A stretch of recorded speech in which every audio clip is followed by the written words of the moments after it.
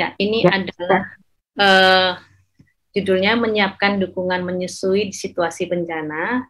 Ini materi saya rangkum dari materi pelatihan saya yang baru saja saya lalui. Jadi Kementerian Kesehatan dan UNICEF sedang lakukan uji coba sebenarnya, uji coba pelatihan jarak jauh, dan saya alhamdulillah termasuk salah satu pesertanya.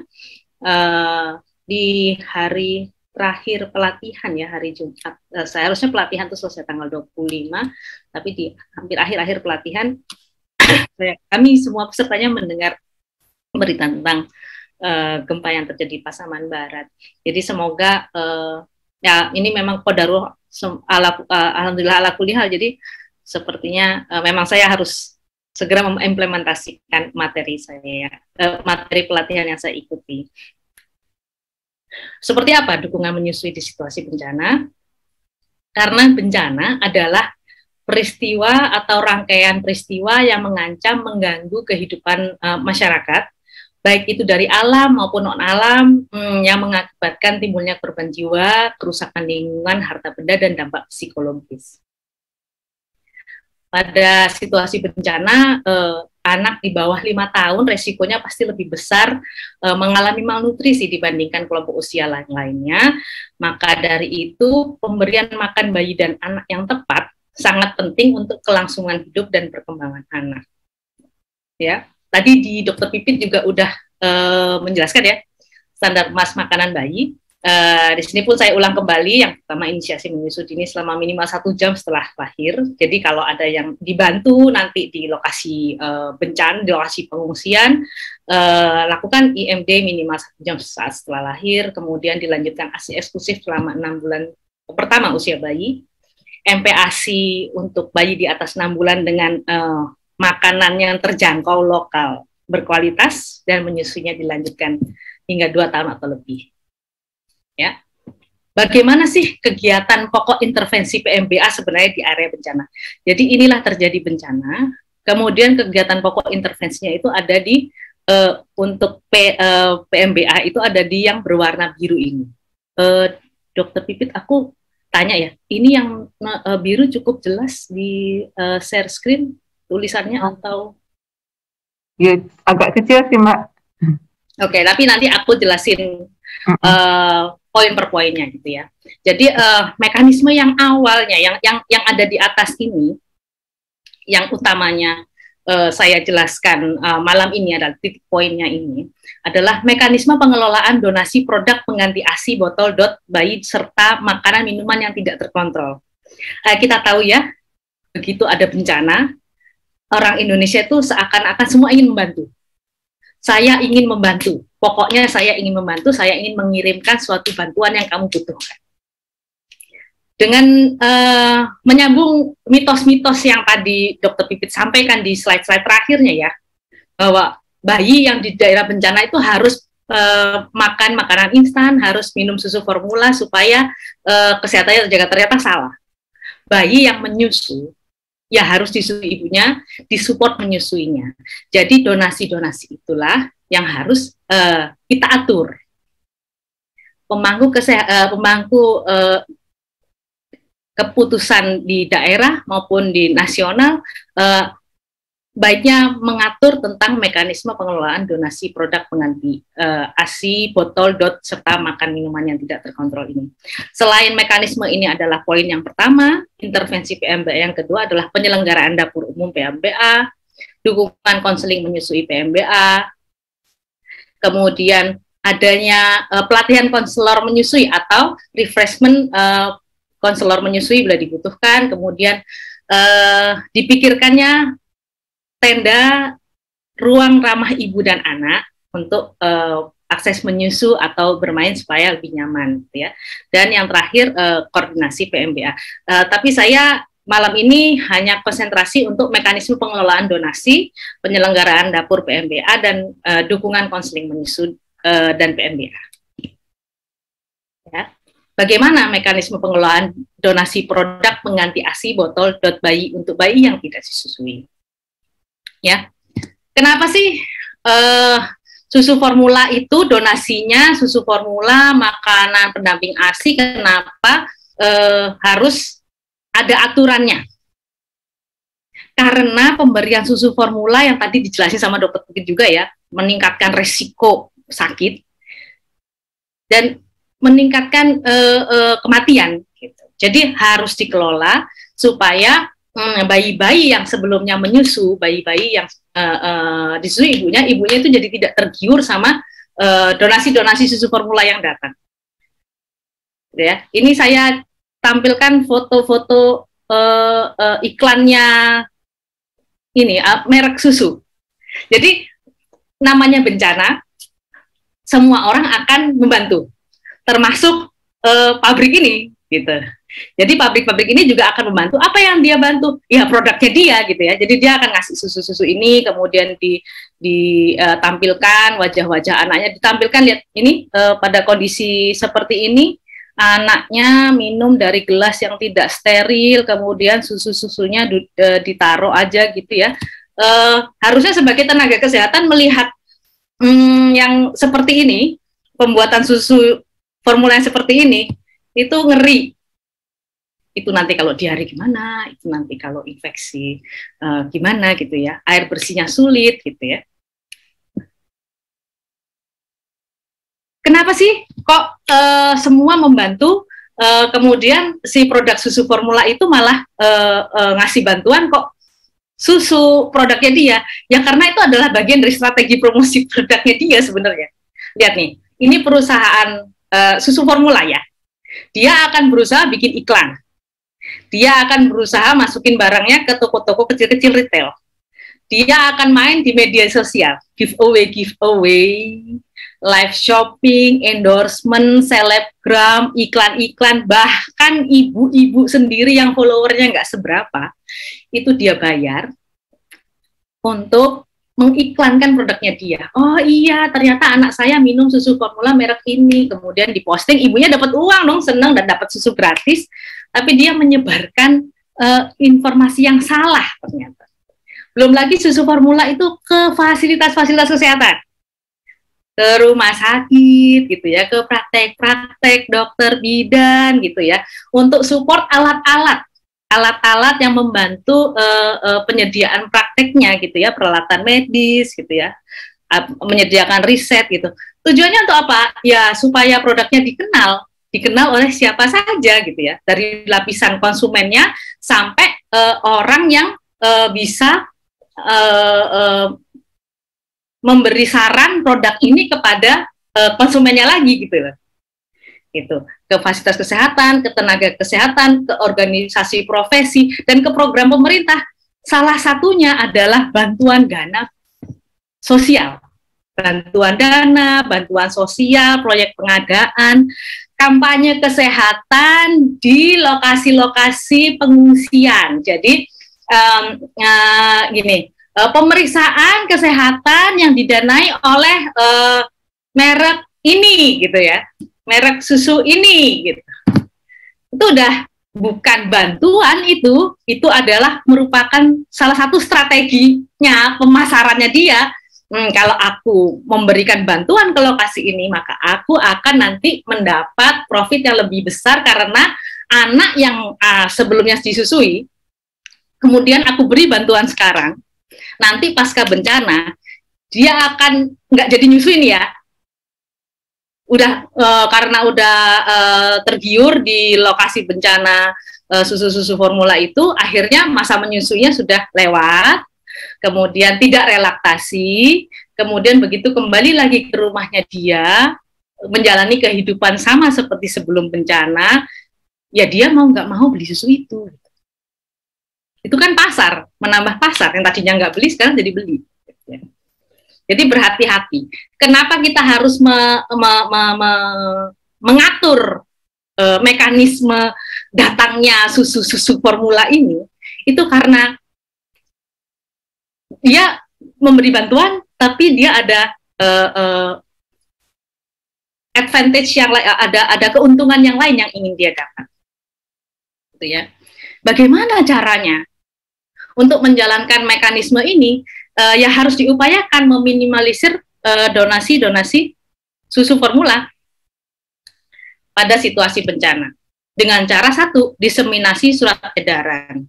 Ini memang harus dilakukan dengan berkoordinasi dengan instansi dan sektor terkait. Jadi ada tiga upaya yang bisa kita lakukan, yaitu diseminasi surat edaran bahwa kita harus mengatur donasi susu formula ini, kalau enggak bayi-bayi, balita-balita itu sakit infeksi semua pasca bencana.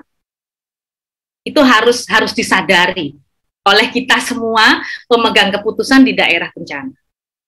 Jadi kita harus mengatur, jadi kita harus diseminasi, itu nomor satu. Kemudian yang kedua, kita harus sosialisasi mekanisme monitoringnya itu. Kamu kalau pasti ada bayi-bayi yang nggak disusui ya. Ada beberapa bayi-bayi yang memang dari awalnya sudah tidak disusui, itu membutuhkan bantuan. Tetapi bantuannya itu tidak serta-merta di-drop di lokasi pengungsian yang kemudian bisa menjadi area iklan. Kalau dilihat orang banyak kan jadinya iklan, gitu ya. Jadi ada mekanismenya, gimana caranya bayi yang menyusu itu tetap disusui, tapi bayi yang tidak menyusu mendapatkan suplai susu formula bantuannya itu dengan bijaksana, gitu. Ya. Kemudian dilakukan pemantauan dan pelaporan donasi produk pengganti ASI botol bayi yang tidak terkontrol ini. Gitu ya. Kemana saja diseminasi surat edaran ini? Yang pertama ke Dinas Kesehatan. Terima kasih Pak Ari, saya harap di Sumatera Barat sudah dilakukan ini ya, untuk paling enggak paling enggak untuk mengontrol lah, untuk supaya donasinya itu enggak belak-belakan gitu loh. Kadang-kadang kita sedih sih, ada satu lembaga yang kemudian share berita, saya lembaga ini mau datang ke Pasaman Barat, yang kami perlukan adalah susu bayi gitu kan. Oke.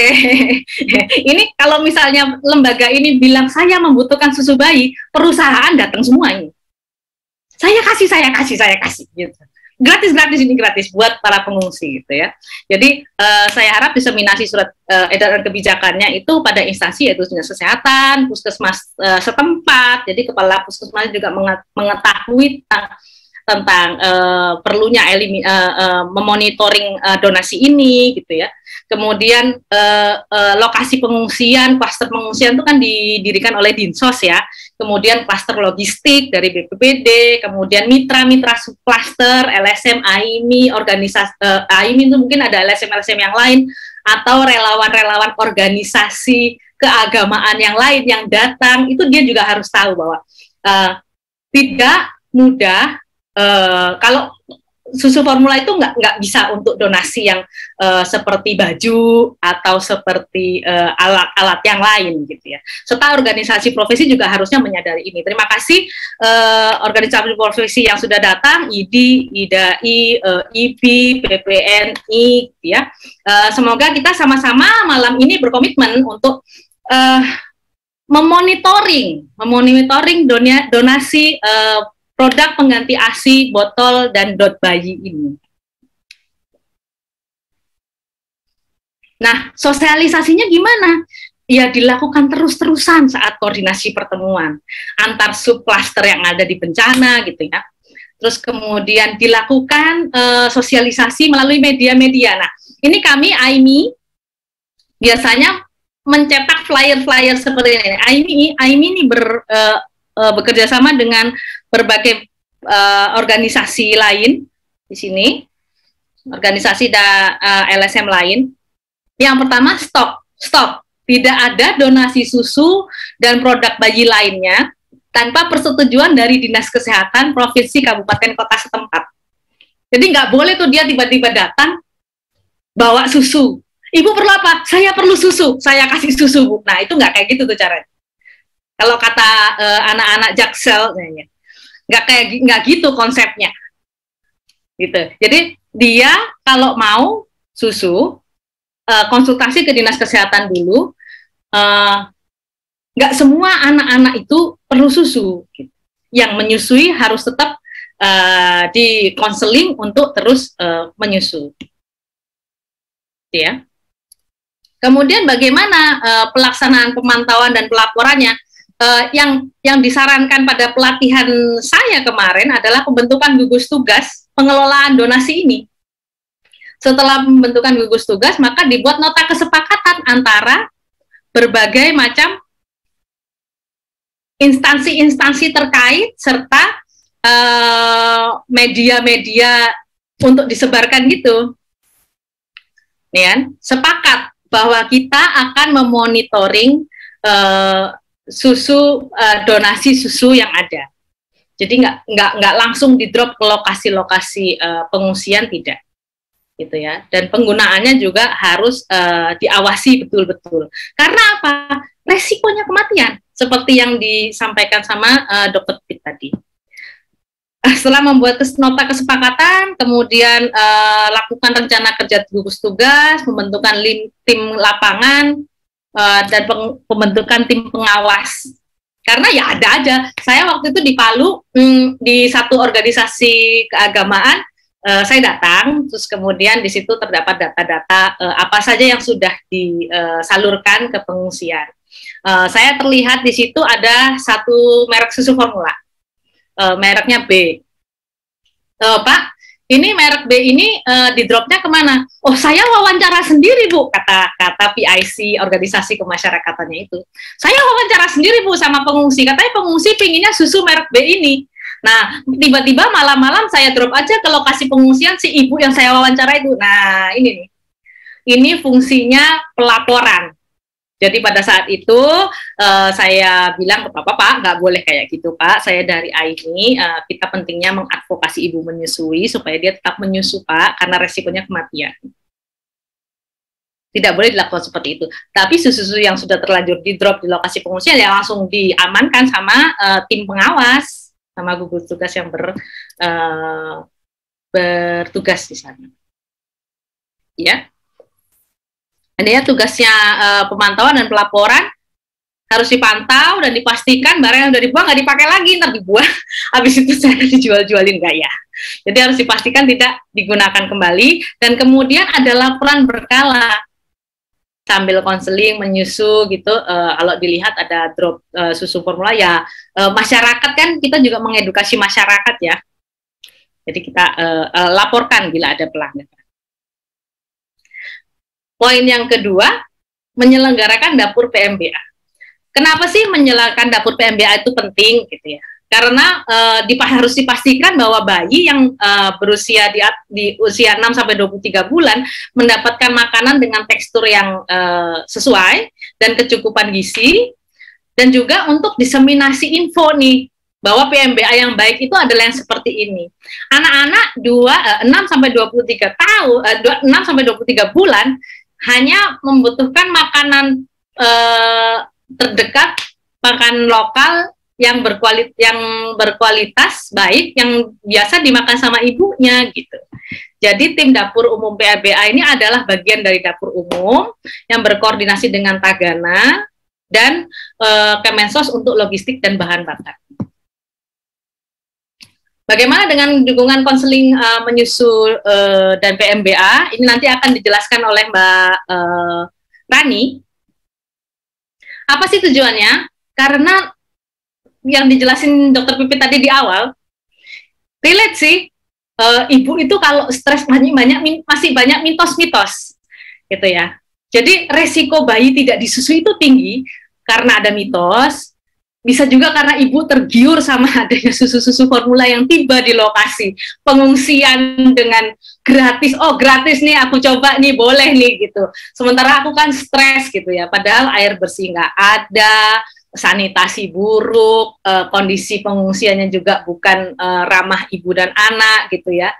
Yang ada nanti setelah pasca bencananya malah gatal-gatal, diare gitu ya, malah menyebabkan kematian. Jadi diperlukan konseling menyusui dan PMBA di lokasi pengungsian untuk tetap memberi dukungan kepada ibu menyusui. dan meningkatkan akses konseling. Kadang-kadang mereka juga, wah aku nggak menyusui dulu deh karena puskesmasnya tutup, aku merasa sakit kepala jadi aku nggak nyusuin dulu. Jadi akses kesehatannya itu terbatas, maka dia memilih untuk tidak menyusui. Kadang-kadang begitu. Jadi diperlukan konseling untuk memberi semangat, memberi motivasi ibu untuk tetap menyusui. Dan kemudian untuk ibu yang memiliki penyintas bencana yang memiliki anak usia 6 bulan sampai 23 bulan, dilanjutkan dengan konseling PMBA untuk pengetahuan makanan pendamping ASI. Ya, untuk konseling ini diperlukan koordinasi juga, Bapak Ibu sekalian. Jadi beberapa organisasi profesi saya yakin ada mempunyai sumber daya manusia tentang mempunyai sumber daya manusia konselor. Jadi bisa dibagi. Kalau pengalaman saya di Palu, AIMI itu bersama UNICEF dan SELASI itu menangani kabupaten,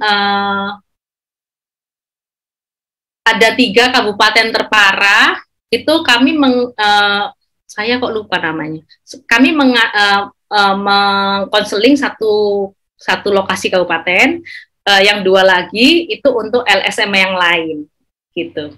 Oh, kami di Donggala. Jadi beberapa jam dari Palu. Jadi kami hanya ke Donggala, tidak konseling di lokasi pengungsian di Palu, gitu, tidak. Ya, untuk yang poin-poin selanjutnya, ruang ramah ibu dan anak ini patut dipikirkan juga ya, apalagi untuk organisasi profesi mitra dinas kesehatan setempat. Kenyamanan ibu menyusui, kenyamanan anak bermain bersama anak, apalagi kondisi gempa yang posisi rumahnya udah nggak bisa ditempatin lagi, saya rasa membutuhkan tenda yang ramah ibu dan anak. Mohon dipikirkan aksesnya.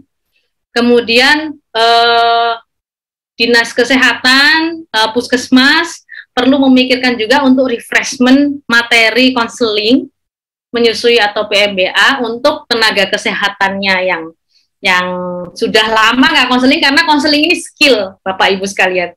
Kalau udah lama nggak dipakai, ketemu sama ibu-ibu yang motivasi menyusuinya sudah agak rendah, itu gelagapan juga, dan posisi ibunya itu kita juga berempatinya sangat besar ya, di pengungsian dengan banyak orang gitu. Jadi untuk kedepannya diperlukan orientasi pelatihan atau refreshment. Tentunya diperlukan koordinasi PMBA bersama klaster-klaster yang lain pada